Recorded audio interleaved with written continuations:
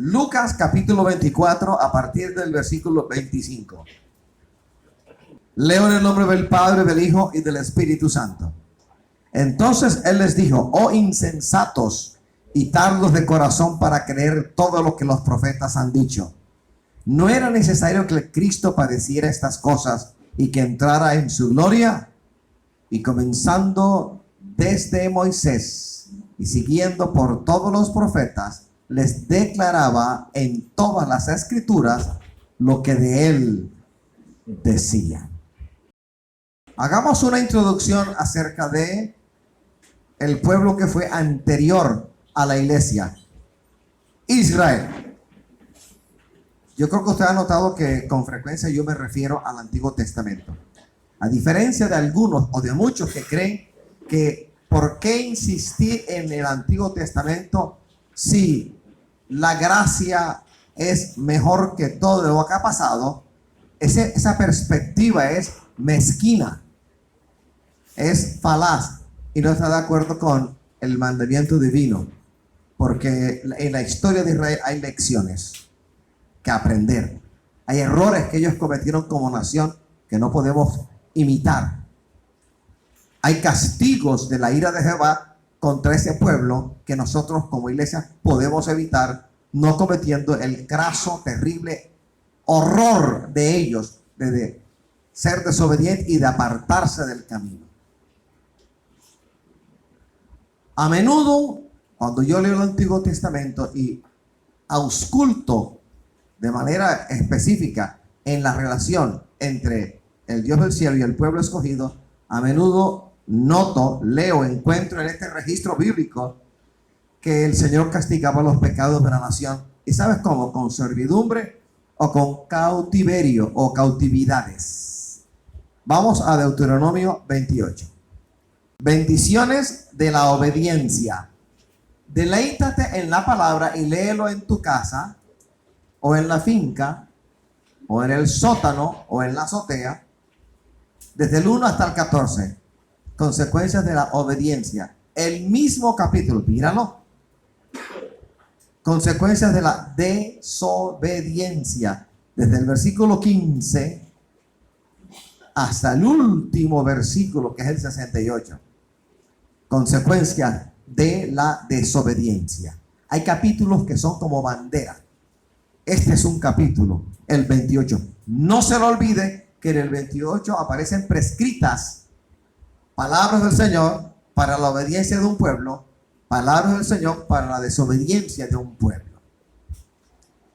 Para aquellos que de manera terca, obstinada dicen, pero ¿por qué irnos al Antiguo Testamento si estamos en la gracia de Jesucristo? A ellos hay que recordarle que la revelación bajo la gracia es mayor que la revelación bajo la ley. Si allá el Señor visitaba con su ira la desobediencia del pueblo, acá, en donde tenemos una mayor revelación, con cuánta más razón el Señor se indigna cuando hay desobediencia en sus hijos.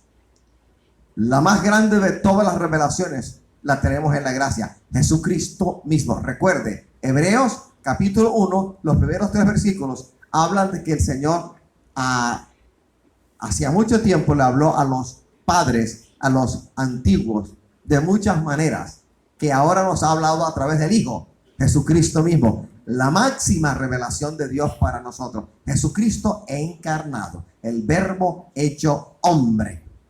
Por cuanta mayor revelación hemos recibido de la gracia, mayor es el castigo si nos deslizamos. No es como muchos lo piensan, que el hecho de estar en la gracia es sinónimo de libertinaje, de ocasión para ser light en la relación que tenemos con el Dios Todopoderoso. Es exactamente al revés. Jesucristo, mejor y mayor que Moisés, mejor y mayor que Aarón, su sacerdocio, mejor y mayor que el sacerdocio de Aarón. Y estamos en la gracia divina. Así que a quien más se le da, más se le demanda. A quien más se le encarga, más se le requiere. Y mayor es la revelación que hemos recibido que la que recibieron los antiguos israelitas. Si a ellos se les advirtió, si a ellos se les amonestó y se les dirigió una palabra de amonestación seria, que no tuvieron en cuenta y vieron un castigo, el autor de Hebreos enseña que si a los antiguos el Señor no pasó por alto su desobediencia, que no nos descuidemos nosotros que hemos hallado gracia oportuna en el amado Señor Jesucristo. Ciertamente el Señor visitaba y castigaba el pecado de los judíos con servidumbre o cautividad. Nada grato. Sin embargo, cuando leemos el asunto de Moisés, la liberación del pueblo que salió de Egipto de dura servidumbre, ahí vemos que la liberación de Moisés podríamos considerarla como un medio providencial para demostrarles al pueblo judío el valor de la libertad y el poder de Jehová cuando revienta las cadenas y redime y liberta. La liberación providencial, supernatural o sobrenatural, divina del pueblo judío de la esclavitud en Egipto es un aprendizaje para el Antiguo Testamento, para Israel, pero también es un aprendizaje para el Nuevo Testamento y para nosotros. ¿A qué? A valorar la libertad. El capítulo 5 de Gálatas, en ese capítulo, el autor de ese libro, el apóstol Pablo, exhorta a que no usemos la libertad en Cristo como ocasión para pecar. Así que sí hay un paralelo entre lo que el Señor hizo en el Antiguo Testamento y la advertencia que a ti y a mí se nos dirige como hijos de Dios, en el sentido de que valoremos la libertad. ¿Qué libertad? No, del Egipto espiritual. Libertad del mundo. Libertad del pecado. Gloriosa libertad de la cual no podemos abusar, sino darle gracias al Señor todos los días por esta maravilla, por este privilegio, por esta bienaventuranza, por esta felicidad de no estar sujeto al pecado que antes nos estaba llevando al infierno, sino que hoy en gloriosa libertad podamos alabar y servir al que nos tomó por hijos. Voy a Deuteronomio 4:37. Y por cuanto él amó a tus padres, escogió a su descendencia después de ellos, y te sacó de Egipto con su presencia y con su gran poder. A mí me sacó del Egipto espiritual así de esta manera, con su presencia y con gran poder. Rompió las cadenas. Deuteronomio 9:29. Y ellos son tu pueblo y tu heredad, que sacaste con tu gran poder y con tu brazo extendido. Con gran poder y con brazo extendido te sacó del mundo, te sacó del pecado, de la tristeza, de la amargura, de la melancolía, del alcoholismo, de la drogadicción, del adulterio, de la inmoralidad sexual, de la fornicación y de otras cosas. Nos sacó el Señor a gloriosa libertad. Solo que no abusemos de la libertad de la cual disfrutamos hoy. Solo que usemos esta libertad para el propósito para el cual el Señor nos ha hecho libres. Servirle, servirle, servirle, servirle. Amén. Amén. En el tiempo de los jueces, ahora pasamos de la época de la salida del éxodo de Israel, de la salida de su éxodo de Egipto hacia la tierra prometida, rumbo a la tierra prometida. Y aquí doy un salto. En el tiempo de los jueces hubo 6 subyugaciones sobre Israel. Las más notables subyugaciones fueron bajo reyes. Recuerde el lema. Cuando uno lee el último capítulo del libro de los jueces, allá hay el tema. El lema es: y en aquellos días cada uno hacía según bien le parecía. ¿Sabes cómo se llama eso? El día que usted empieza a hacer lo que le dé la gana es caos, anarquía. Ahí no está el Señor. Si yo parafraseo el lema de jueces, tengo que decir en buen castellano contemporáneo: y en ese tiempo todo el mundo hacía lo que le daba la gana. Y cuando uno hace lo que le da la gana, ya uno no es hijo de Dios. Y volvemos al vómito, al lodo. Así que yo no puedo hacer lo que quiera. Ay de ti como empiezas a hacer lo que te dé la gana. Estás sujeto a uno que es el que te ha dado salvación y vida eterna. No te apartes de él. La libertad que tienes es para servir al Señor, no para deslizarte y no para cometer pecado. Alabamos al Señor. Durante los jueces, el libro de los jueces es un recordatorio del pecado de un pueblo. Un ejemplo para ti, para mí, para no cometer el mismo horror, no error, horror. Cuando llegaron a Canaán, les dio la gana de imitar los pueblos que encontraron.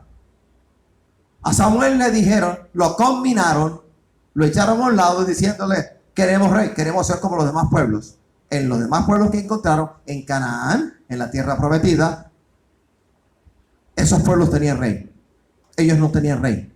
Es lo que se denomina en estudio bíblico teocracia, el gobierno teocrático de Dios. Porque a través de sacerdotes, de líderes, el Señor hablaba al pueblo y lo dirigía. Pues bien, desecharon el consejo divino, desecharon a Samuel y le dijeron que les constituyera un rey. Y el Señor tuvo que hablarle a su buen siervo Samuel diciéndole, así como te pide, hazlo, porque a ti no te desecharon, me desecharon a mí. El Señor le enseña a Samuel.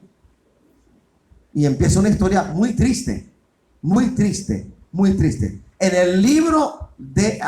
el tiempo del libro de los jueces, vemos que el pueblo se apartaba muy rápidamente del precepto divino. Rapidito.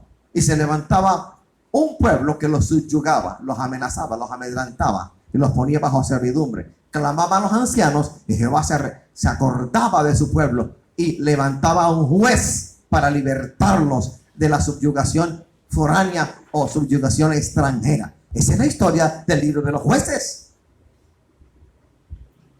Pues bien,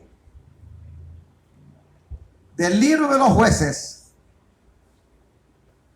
pasamos al tiempo de David y de Salomón.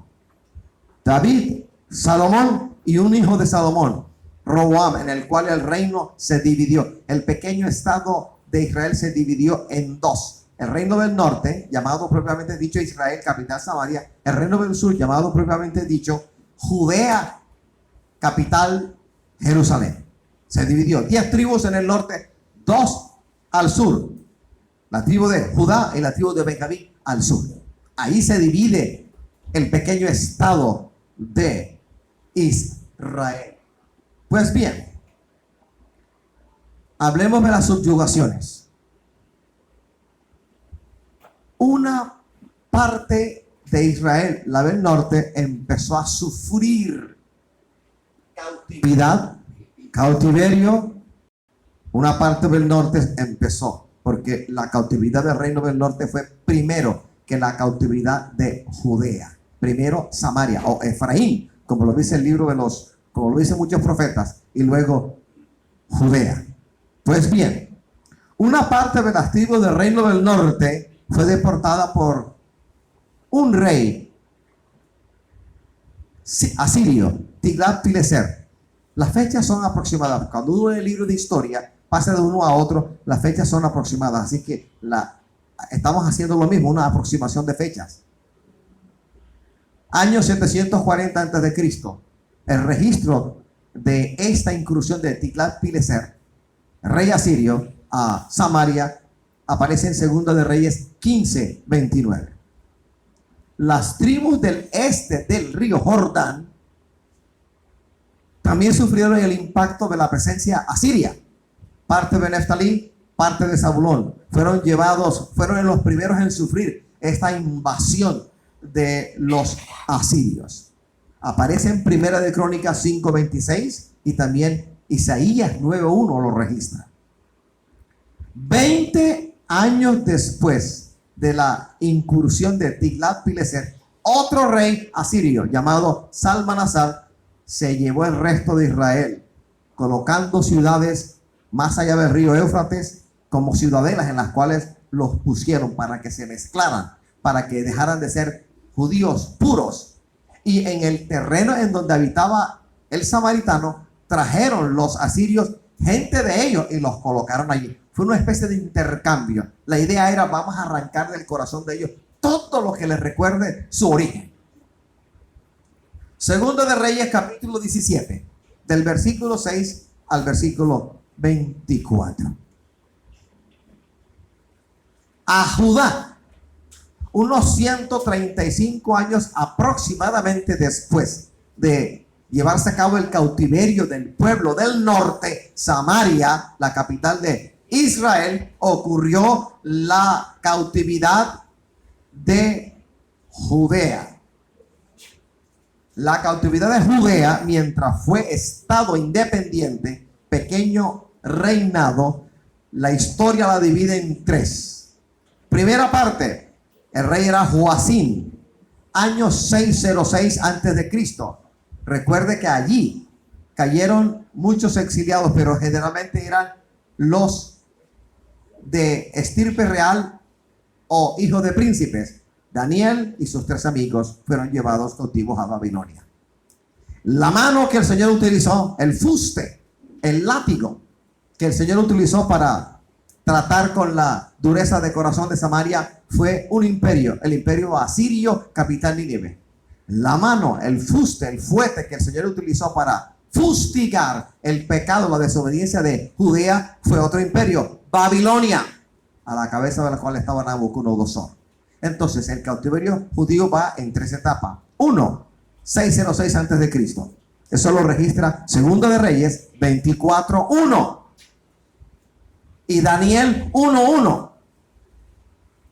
Daniel, Sadrach, Mesach y Abednego, sus amigos, y otros más que no se mencionan, fueron deportados. Segunda etapa, año 598 antes de Cristo. Nabucodonosor deportó a 10,000 judíos. Lo registra Segunda de Reyes 24:12, lo registra Jeremías 52:28. Uno de esos exiliados fue el profeta Ezequiel. En esta ocasión fueron llevados directamente a campos de concentración entre los ríos Tigris y Éufrates. En cambuches vivían, sin independencia, sin la oportunidad de comerciar y sin templo al cual adorar. La tercera etapa fue bajo Sedequías, el último rey sobre Judea, el último, bajo Sedequías, año 580, es decir, 20 años le tomó a Nabucodonosor desde que llegó y destruyó el muro y la ciudad de Jerusalén. El último rey judío fue Sedequías. Jerusalén fue destruida y los tesoros fueron llevados a Babilonia. Unos 132 años después de la deportación de las 10 tribus, entre 130 y 135. Algunos dicen 135, otros historiadores 132, otros 130. Ese fue aproximadamente la diferencia que hubo. Es decir, yo hago una conclusión ahora, en vez de ver el mensaje. Samaria pecó, amén que pecó. Se apartaron rápidamente, prohijaron, tomaron como propios dioses ajenos y se olvidaron del consejo divino. El Señor los visitó a su propio pueblo, porque a quien más se le da, más se le demanda, los visitó. Y vaya de qué manera tan terrible. Entonces pasó un poco más de un siglo, un poco más de 100 años para que Judea y sus habitantes, sus reyes, sus gobernantes, sus sacerdotes se arrepintieran del pecado. Pero no fue así. No fue así. Aholiba, el nombre que el Señor le da a través del profeta a Samaria. Aloa, Aholiba, el nombre de 2 hermanas. Y si usted lee la forma como el Señor le habla al profeta de Samaria y de Jerusalén, no es agradable. A ambas las llama rameras, prostitutas. Aloa o Aloha y Aholiba o Aholiba. Primero lo del norte y luego lo del sur. Se prostituyeron. Hago un alto y pregunto, Señor, si tú trataste a Israel de esta manera por su desobediencia, ¿qué es la iglesia para que tú no hagas lo mismo si la iglesia entra en desobediencia? ¿Acaso somos especiales o mejores que aquellos? Ni lo uno ni lo otro, sino que nos ha tocado una dispensación llamada de la gracia, en la cual hay más responsabilidades, hay una mayor responsabilidad. La vara de la responsabilidad es más alta en la gracia que durante la ley. Ay de nosotros si nos deslizamos. El ejemplo de estos 2 pueblos en su conjunto, el ejemplo de Israel es un ejemplo para la iglesia. No sé si para ti, pero para mí siempre lo ha sido y siempre lo va a hacer. Porque el modo que tiene Jehová de proceder con el pecador y con el pecado no lo va a cambiar. Él no cambia. La ley moral del Señor nunca ha cambiado. Si llamó pecado al pecado durante la ley, con más razón, bajo la gracia, a lo mismo le llama pecado. Él no ha cambiado. Él no cambia. Cambiaron los tiempos, cambiaron las dispensaciones, cambiaron los requisitos sacerdotales en cada dispensación. Pregunta, ¿el Señor ha cambiado? Y la respuesta es no. 1:17 de Santiago, que dice: toda buena dádiva y todo don perfecto desciende de lo alto, del Padre de las luces, en el cual no hay mudanza ni sombra de variación.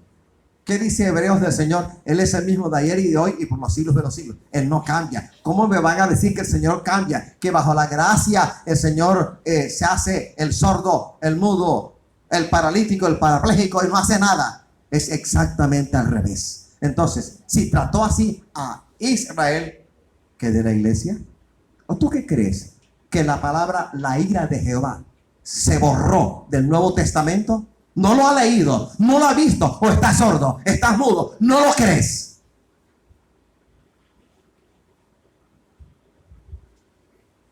Yo leo el libro del profeta Ezequiel y me llevo una sorpresa bien grande. El elemento sacerdotal pulula en la profecía de Ezequiel. Él era sacerdote.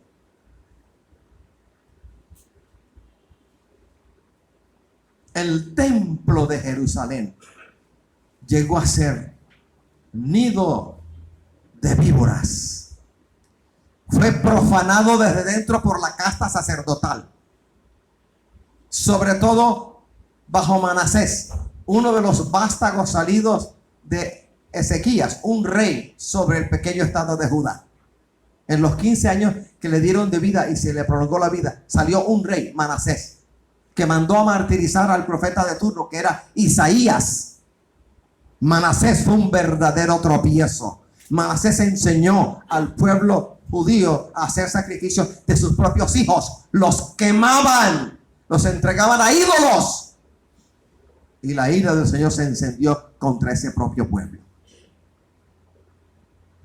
¿Y cuál era el tropiezo? El templo, porque el pueblo llegó un momento, ahora hablo específicamente de Judea, llegó un momento en el cual el templo era un verdadero tropiezo para ellos en su andar con el Señor, porque de tanto ir al templo, tanto hablar al templo, se olvidaron del Dios del templo. Y más allá de este juego de palabras, le quiero decir algo: el Señor supo, porque nadie puede engañar al Señor. ¿Quién podrá engañar al Señor? ¿Quién podrá esconderse? Te vas a una constelación en lo profundo del espacio sideral, Alfa Centauro, Alfa Ceti, por ejemplo. Allá te ve el Señor. Él creó todo eso. Si vas a lo profundo de la tierra, de allá te va a sacar. Mencióname un lugar en donde usted pueda estar y esconderse del Señor. Nadie se puede esconder del Señor. Nadie. Entonces, iban al templo y dentro del templo había adoración al sol, al dios sol y a otros dioses. Dentro del templo de Jerusalén. ¿Y qué era el templo para ellos? Lo máximo. Lo máximo. Pero el templo era un tropiezo, porque llegaron a adorar más al templo mismo que al Dios que les permitió la construcción del templo. Por eso el Señor, el objeto de idolatría de ellos, lo arrancó. Tomó a Nabucodonosor y le permitió sitiar a ese pueblo. Y luego, al final de los 20 años, se quemaron los muros y se quemó el templo. Lo que era tropiezo, lo que era inmundicia, el Señor se los arrancó y los metió en cautiverio. Sin templo, sin templo, sin templo. No tenían templo. 5 años después de haber llegado los 10,000 exiliados, el Señor trajo palabra de vida, palabra de verdad a el profeta Ezequiel. A los 30 años empezó su servicio al Señor allí en cautiverio. Un cautivo en medio de otro cautivo. Y la forma de predicación fue terrible. Como no tenían templo al cual adorar, les tocó acostumbrarse a uno llamado Ezequiel, cuya profecía era dictada, pero también era dramatizada. Y los movimientos de este profeta poco a poco se constituyeron en una voz de Dios para el pueblo. Y les habló, no directamente, no les hablaba directamente, hablaba como habló Jesucristo a la multitud en el tiempo del Señor en esta tierra. Les habló por parábolas, no les habló directamente, para engrosar el corazón de ellos, para que oyendo no entendieran y viendo no entendieran. ¿Qué significa eso? Que así como Jesús enseñó en parábolas, a Ezequiel el Señor lo llevó a profetizar, a hacer cosas nada comunes: cortarse la barba, cortarse los cabellos de la cabeza, pesarlos, quemarlos, sacar los enseres de su casa, echarse de un lado durante un buen tiempo.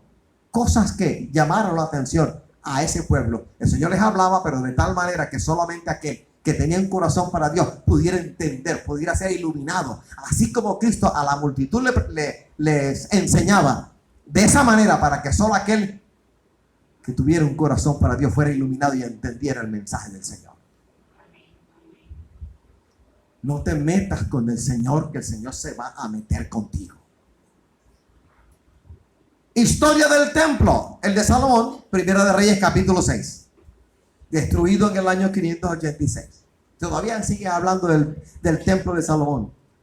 El templo post-exílico, después del destierro, sobre las ruinas del anterior. 520, 516 antes de Cristo. El de Herodes el Grande, lo cuenta Flavio Josefo, un historiador judío, en su libro Antigüedades. Cuenta esto, que el de Herodes el Grande fue embellecido, fue engrandecido sobre las ruinas del templo anterior. Y todavía siguen hablando de templo. Uno ve en la noticia de CNN, uno ve a los reporteros desde lejos grabando, y uno ve una cantidad de israelitas, de judíos, en un muro que corresponde a una parte del muro antiguo exterior, lleno de huecos, y llevan papelitos con oraciones y las meten, las introducen en los poquitos huecos que quedan en ese muro nada agradable, nada hermoso. Allí van y siguen orando. ¿Y qué están pidiendo? Templo. Siguen pidiendo templo. Alabados al Señor. Tenga cuidado, hermano, con tu familia y con las cosas que tengas, porque nada de lo que tengas puede competir con la gloria de Jehová. Amén. Tu trabajo no es mejor que el Señor. Tu ministerio, ¿acaso es mejor que el Señor? Tus hijos, ¿acaso es mejor que el Señor? Tu mujer, tu marido, ¿acaso es mejor que el Señor? Nada en ti es mejor que la gloria del Señor. Que nada se levante en nosotros como un ídolo y empieza a competir por nuestro corazón con el Señor. No lo hagas, porque el Señor te va a poner la mano encima. Ay, hermano, pero Dios es misericordioso. Claro que es misericordioso. Dios es amor, pero también es fuego consumidor. Trató a Israel como lo trató. ¿Qué es la iglesia para que el Señor no trate con la iglesia? Si la iglesia se desliza, que se ha deslizado. Voy a hablar de un autor muy prolífico, Campbell Morgan, porque me viene al dedillo lo que él plantea en su libro. Él hace un análisis del andamiaje profético del Antiguo Testamento y dice que básicamente hay tres elementos en el mensaje del profeta. Primer elemento del cual él habla, un mensaje para su propia época, directamente de Dios. Un mensaje de Ezequiel para su época, pero trasciende. Mensaje de Isaías para su época, pero trasciende. Amós para su época, pero trasciende. Joel para su época, pero trasciende. Malaquías para su época, pero trasciende. Segundo elemento que este autor ve, dice un mensaje relativo a eventos futuros predichos. Aquí hay tres cosas: el fracaso del pueblo elegido de Dios y el juicio de Dios sobre ellos y las naciones vecinas, la venida del Mesías y su rechazo y su gloria final, y finalmente el reino mesiánico que será establecido en la tierra. Esto es predicho en el mensaje de los profetas del Antiguo Testamento. El tercer elemento es un mensaje viviente para nuestra época, acerca de principios inviolables, eternos, relativos al bien y al mal, al pecado, en pocas palabras. Voy a hablar de profeta, porque cuando empezamos charla, el sermón, hablamos de Lucas 24. En el versículo 25 dice: oh insensatos y tardos de corazón para creer lo que los profetas han dicho. En el versículo 27 dice: y comenzando desde Moisés y siguiendo por todos los profetas, les declaraba en todas las escrituras lo que de él decía. No puedo pasar por alto el andamiaje profético que aparece en el Antiguo Testamento. Deuteronomio 18, versículos 18, 19 y 20. Leo el 18. Profeta les levantaré de en medio de sus hermanos como tú, y pondré mis palabras en su boca, y él les hablará todo lo que yo le mandare. Versículo 19. Mas a cualquiera que no oyere mis palabras que él hablare en mi nombre, yo le pediré cuenta. El 20 dice: el profeta que tuviera la presunción de hablar palabra en mi nombre, a quien yo no le he mandado a hablar, o que hablara en nombre de dioses ajenos, el tal profeta morirá. He ahí la definición de un profeta del Señor.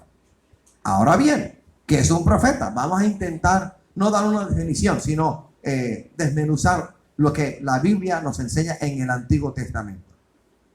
Los profetas del Antiguo Testamento eran voceros de Dios.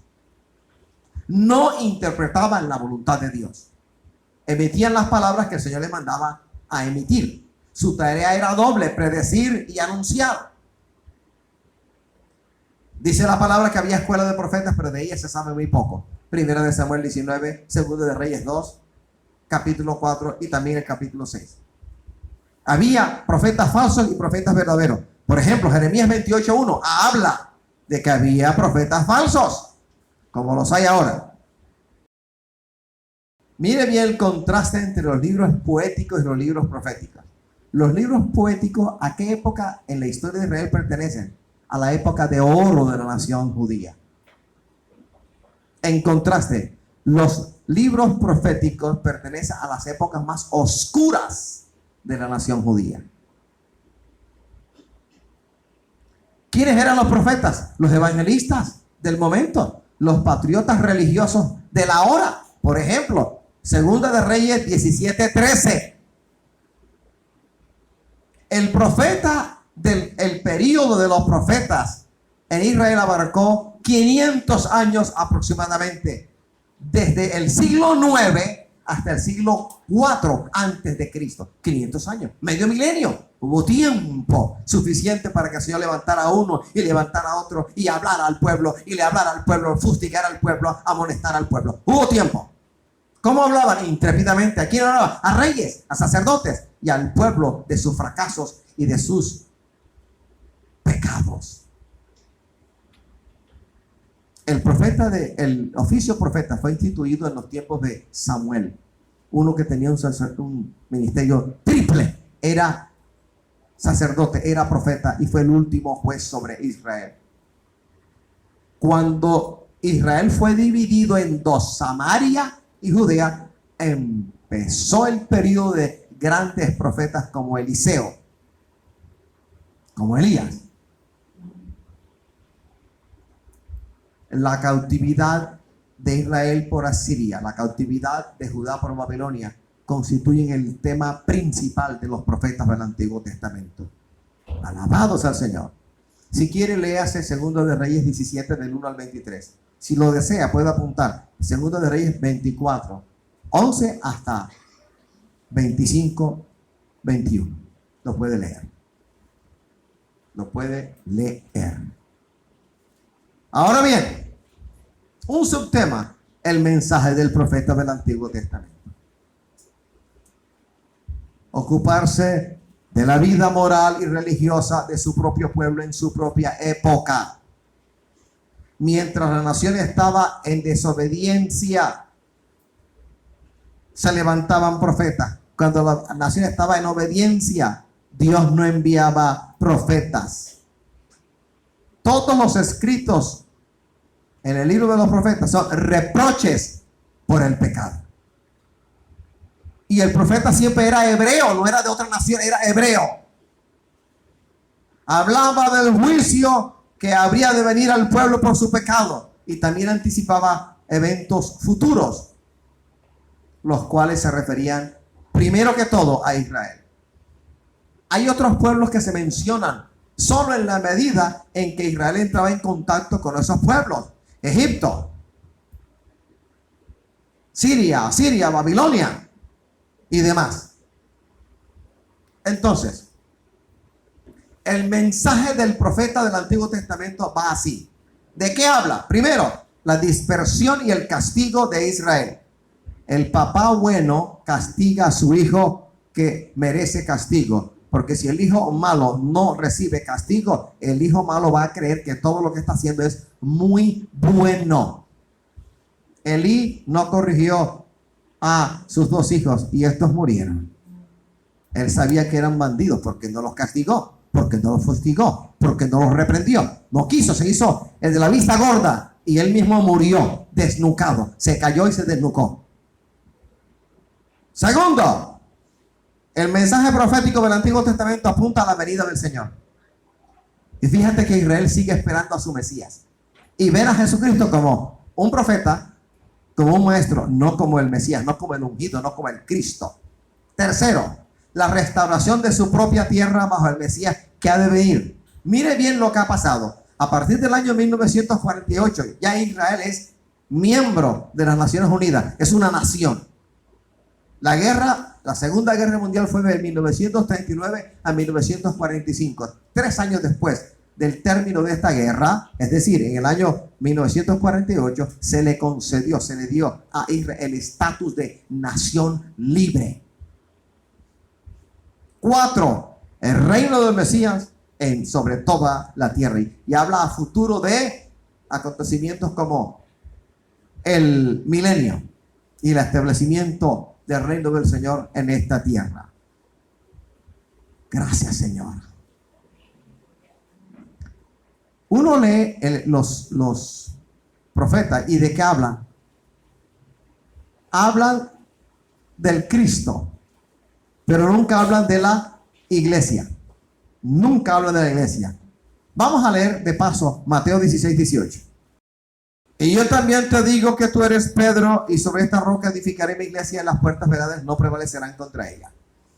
A Pedro le dijo eso, a nosotros nos dice eso, pero la iglesia no fue revelada a nadie, ni siquiera a Daniel le fue revelado el asunto de la iglesia. Vamos a Efesios 3:3.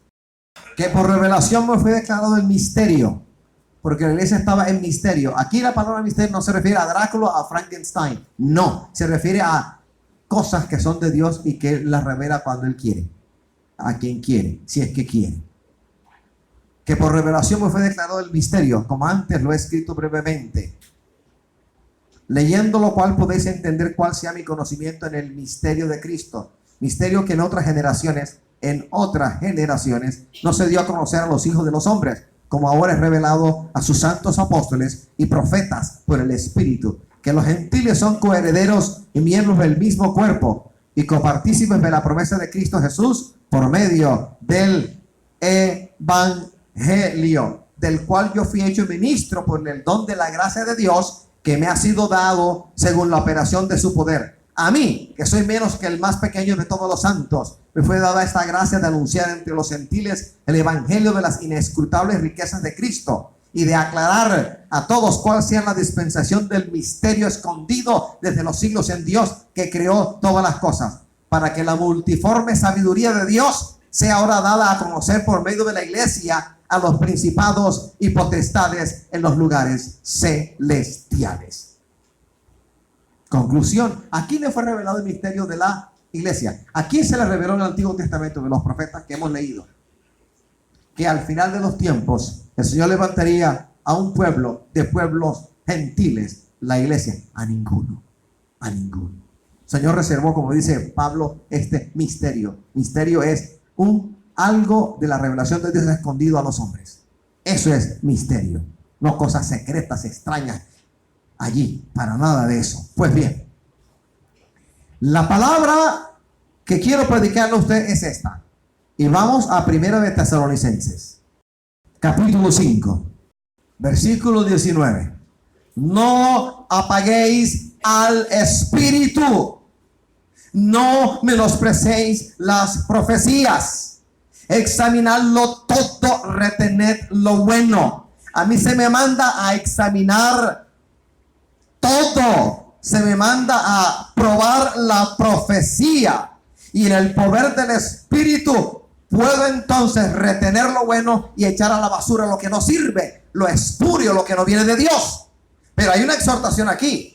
No apaguéis al Espíritu, no menospreciéis las profecías, examinadlo todo, retened lo bueno. Entonces, la conclusión es sencilla, es fácil.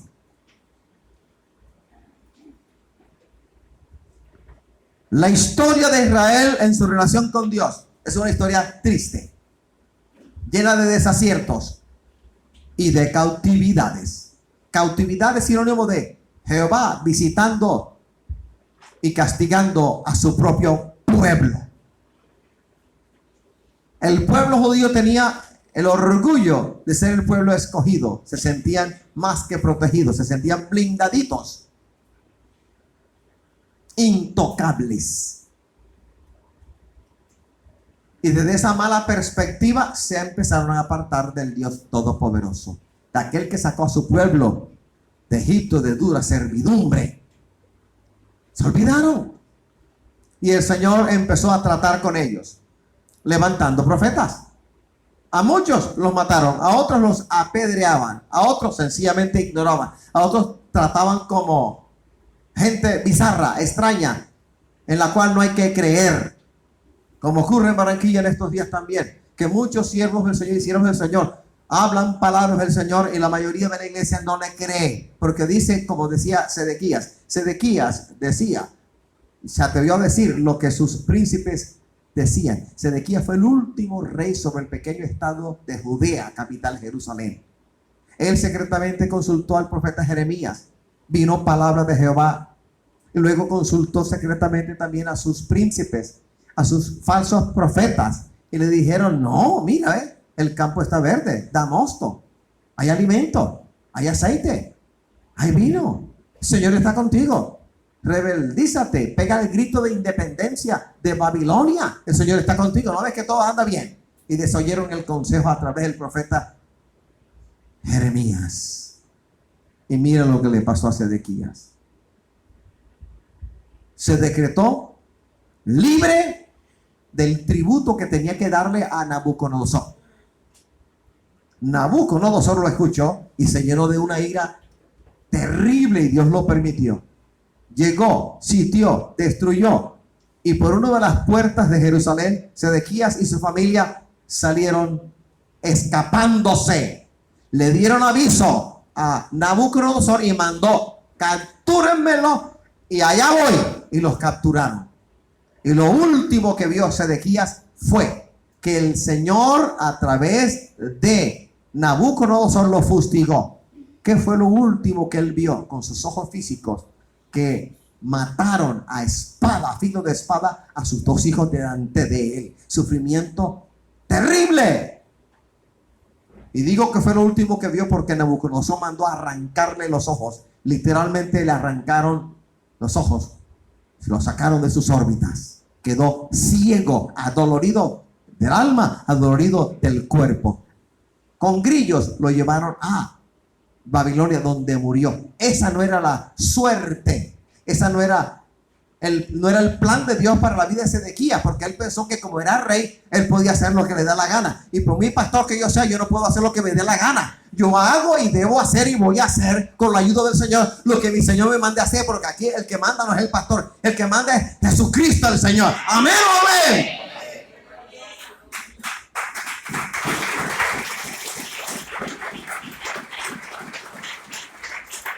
No es mi visión, es la visión que el Señor me dio. Lo que Él ha mandado hacer, eso haremos. No otra cosa. Alabado sea el Señor. Entonces, como iglesia, como cristiano evangélico, como estudiante de la palabra, yo leo porciones largas de los profetas del Antiguo Testamento y entiendo que un pueblo a quien Él llamó, el Señor llamó, Leo el capítulo 7 de Deuteronomio a partir del versículo 6 y encuentro que el Señor en Deuteronomio 7:6 dice que el Señor llamó a Israel no por ser un pueblo grande, porque era el más insignificante de todos los pueblos, y lo llamó por amor a sus padres. Tuvo misericordia de quien tuvo misericordia, y constituye al más débil, al más insignificante de los pueblos, en el pueblo que él eligió. ¿Para qué eligió el Señor a Israel? Para que a través de Israel él pudiera llegar a otros pueblos, pero Israel falló, como lo dice el profeta Jeremías, en su intento de serle al Señor por fama y por prestigio. No lo hicieron porque entendieron mal que el don de Dios era únicamente del pueblo israelita, y no era así. Porque me voy en la escritura hacia atrás, leo Génesis 3:15: y pondré enemistad entre ti y la mujer, y entre tu simiente y la simiente suya. Esta te herirá en la cabeza y tú le herirás en el calcañar. Es lo que se conoce en estudio bíblico como el pacto adánico. Algunos dicen edénico porque fue allí, en Edén. Pacto en virtud, pacto unilateral. Dios lo dijo. No dejó que el hombre tocara algo allá en el centro del huerto de la delicia para que no se hiciera como los demonios, que fueron ángeles que pecaron y nunca iban a tener y nunca van a tener redención, sino que lo expulsó. Puso arcángeles fuera, pero promete unilateralmente, por amor de sí mismo, promete que redimiría a la humanidad en el Cristo que habría de venir. Así es que antes que Israel hay una promesa en Génesis 3:15. En Génesis 3:15, la época de Génesis 3:15 no corresponde a la existencia del pueblo hebreo. No, fue anterior. Por lo tanto, la promesa de redimir a la raza humana abarca al judío y al no judío. Razón por la cual tengo que decir que el judío no entendió, el israelita viejo no entendió la palabra del Señor. Pensaban que el don de Dios era solamente para ellos, únicamente para ellos, tal cual empezó la iglesia. Cuando la iglesia empezó, cuando Pedro predicó, capítulo 2 de Hechos, ellos pensaron que el don de Dios era únicamente para los judíos, y el Señor tuvo que permitir una terrible persecución para que los que estaban en Jerusalén fueran esparcidos para allá, para acá, para allá, para diversos lugares, y en esos lugares predicar la palabra y el evangelio se esparciese. Pero inicialmente el constituyente primario de la iglesia primitiva, ¿quién era? Judío, y entendía de ellos de mala manera que el don de Dios era solamente para los judíos. No lo entendieron. Como tampoco la iglesia ahora entiende que el don de Dios no es solamente para la iglesia. Antes que usted y antes que yo, ¿cuántos no hubo en la iglesia de Jesucristo Barranquilla? Muchos. Y ellos en oración, en intercesión, hablando lenguas desconocidas, lengua de tartamudo, lengua profunda, sin mencionar nuestros nombres. El Espíritu nos llevó a interceder por ti y por mí. Y por eso hoy en día estamos aquí en la iglesia. Entendamos entonces que el don de Dios no es solamente de la iglesia. No nos podemos encerrar y decir, somos los exclusivos, porque no lo somos. El Señor murió por todos para que el evangelio a todos les fuese predicado y para que el mayor número posible de almas lleguen a los pies de Cristo. Usted dirá, pero todo el mundo no acepta al Señor. Sí, pero hay que predicar la palabra. Requisito indispensable, condición sine qua non para que la gente llegue a Cristo. Hay que predicar, hay que predicar. ¿Cómo? ¿Cómo aceptarán a Cristo si no hay quien le predique? Hay que predicar la palabra, hay que anunciar las bondades del que murió y resucitó y está sentado a la diestra del poder de Dios. Amén. Todo lo que a este pueblo le ha acontecido no es ni siquiera el 1% de lo que le espera durante la segunda parte de la gran tribulación. 3 años y medio. Un tiempo, 2 tiempos y medio tiempo.